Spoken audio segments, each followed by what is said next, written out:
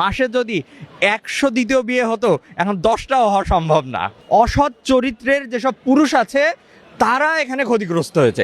এই আইনটা বা এই বিষয়টা আরও কোডিফাইড করা হয়েছে, আরও ক্লিয়ার করা হয়েছে। যেমন বিষয়টা ছিল আগে যদি কেউ কোনো পুরুষ তার প্রথম স্ত্রী থাকা সত্ত্বে দ্বিতীয় স্ত্রী গ্রহণ করতে চাইতো, তো একটা অনুমতির প্রশ্ন আসতো। কিন্তু এখন বিষয়টা হয়েছে যে বিষয়টা আরও কোডিফাইড। কেমন ক্লাসিফাইড?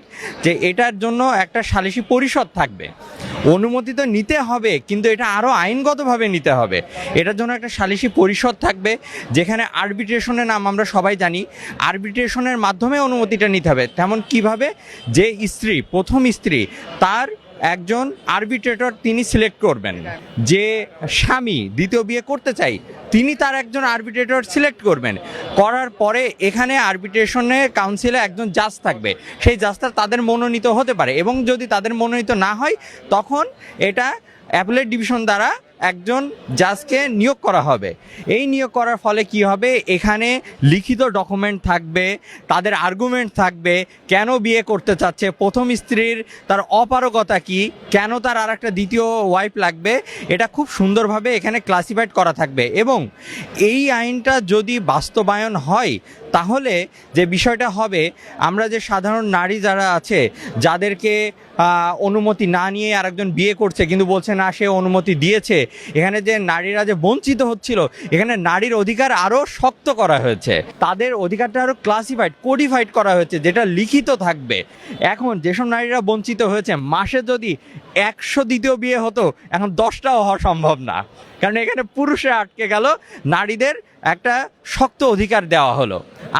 আমি নিজেও অ্যাজ এ লয়ার দেখলাম কিছু আইনজীবী যারা আইন সম্পর্কে তারা দেখিও নি, জানেও না, তারা একটা সুন্দরভাবে বলে দিচ্ছে যে অনুমতি লাগবে না, কিন্তু বিষয়টা কি বলা হয়েছে এটা দেখছে না। দ্বিতীয় বিয়ে সম্পর্কে আমাদের ইসলামকেও অনেক কটাক্ষ করে যে না 4টে বিয়ে করা যাবে, এটা কেমন একটা রিলিজিয়ানে এখানে এক নারী জাতিকে বঞ্চিত করা হচ্ছে, কিন্তু বিষয়টা এমন না। আপনি যদি সূরা নিসার দিকে একটু তাকান, এখানে খুব সুন্দরভাবে বলছে যে হ্যাঁ আপনি একটা না 1 2 3 4 পর্যন্ত বিয়ে করতে পারেন, কিন্তু কখন করতে পারবেন?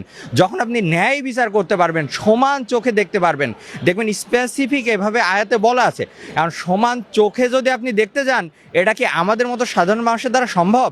কেউ লম্বা কেউ খাটো সমান চোখে দেখতে পারবেন? কারণ নীল রঙের শাড়ি পছন্দ, কারো হলুদ রঙের শাড়ি পছন্দ, আপনি একই শাড়ি দিতে পারবেন? এখন রাসূলুল্লাহ সাল্লাল্লাহু আলাইহি ওয়াসাল্লাম তিনি ছিলেন মহামানব, তার দিকে তাকায়ে আমরা এই ছোট এক্সকিউজ নিয়ে এত বড় কিছু তো করতে পারি না।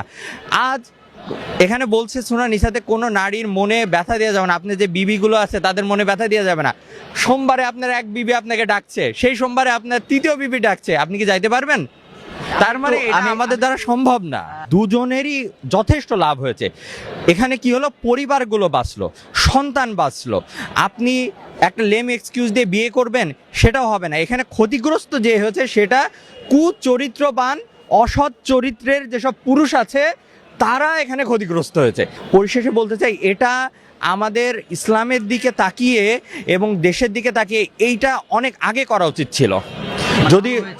যদি অনেক আগে করতো তাহলে এই যে বহু বিবাহের প্রচলন এবং সূরা নিসার যে আয়াতটা আমরা ভঙ্গ করে বিয়েটা করছি যে সমান চোখে দেখতে পারবো, আদৌ তো সম্ভব না। কেউ লম্বা কেউ খাটো, আমি কিভাবে সমান চোখে দেখব? এটার বাস্তবায়নটা খুব ভালোভাবে হতো। কোথায় অ্যাপ্লিকেশন করতে হবে আমি সাধারণ জনগণকে সবসময় এটা জানাতে চাই যে আপনাদের এটা যে আরবিট্রেশন কাউন্সিল গঠন হবে সেখানে যান, সেখানে যে অ্যাপ্লিকেশন দেন, আপনার আরবিট্রেটর নেন, মেয়ে তার আরবিট্রেটর নেবে প্রথম স্ত্রী, তারপরে এখানে বসবে, একটা ট্রায়াল চলবে, একটা রায় হবে, আফটার দ্যাট আপনারা ডিসিশন নেন।